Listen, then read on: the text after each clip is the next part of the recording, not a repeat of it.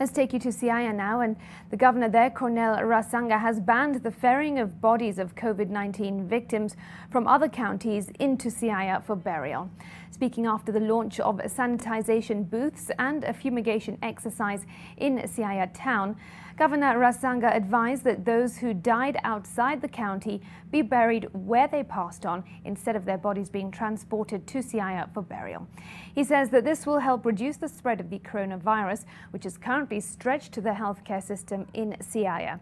The county has reported an additional 7 COVID-19 cases in the past week alone, most of which are suspected to have been imported from Nairobi. The governor has also urged the residents to avoid attending burials of non-relatives. We are only having problems with deaths that have occurred outside Siaya.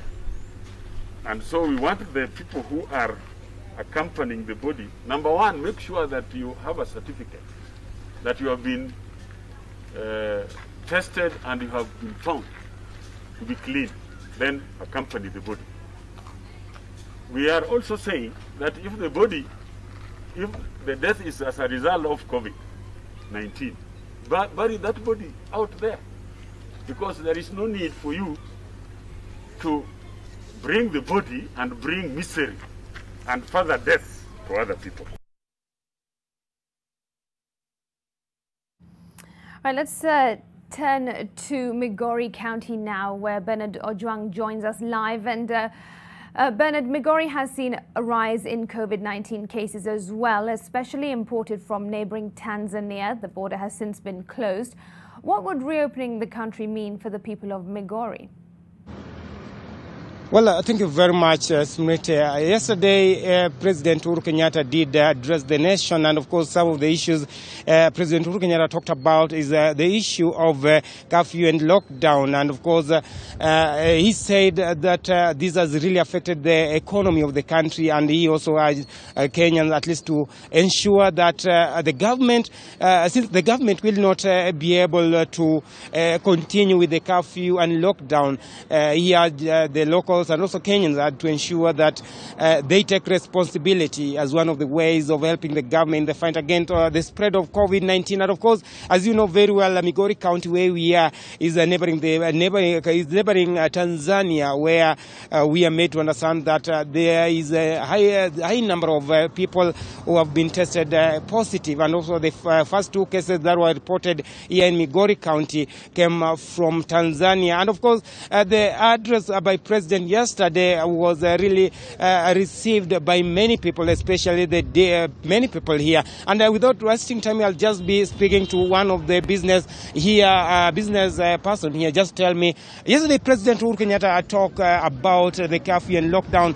And what do you think you people coming along the borders here?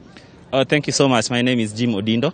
I would like to say that, this is the link between the southern Sudan part of the other countries of Tanzania and Kenya. It's a very important highway. And as you know very well, this one contributes so much to the economy of those countries.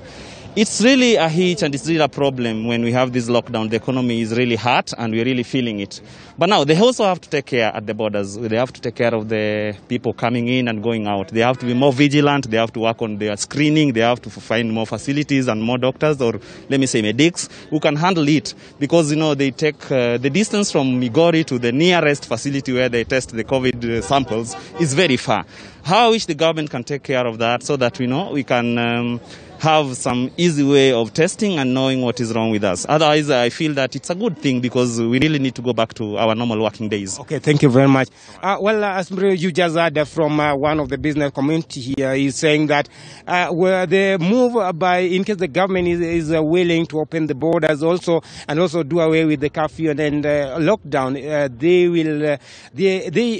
need that since it will enable them at least to resume their duties. And they are saying that it has really, the curfew and lockdown has really affected their business and also the economy of the country. And also about the border, they are saying that in case the government wants to open the borders, and they should ensure that surveillance is being intensified, and also ensure that people coming into the country are being tested, at least to ensure that no one come in the country without being tested, and also the status being known. Back to you.